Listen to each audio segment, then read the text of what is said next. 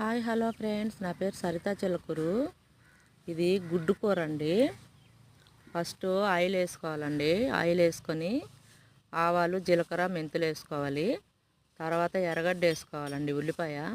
అది బాగా వాడనిచ్చి టమాటా వేయాలండి. టమాటా కూడా బాగా వాడనిచ్చి చింతపండు పులుసు దానికి సరిపడంత వేసుకోవాలి. తర్వాత ఉప్పు, పసుపు,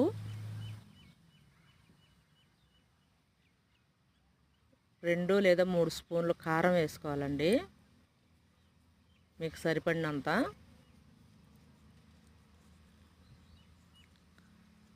తర్వాత బాగా పులుసు మరగనివ్వాలండి, బాగా చిక్కగా మరగనివ్వాలి. తర్వాత గుడ్లు కొట్టి దానిలో పోసుకోవాలండి. నేను 7 గుడ్లు వేసానండి.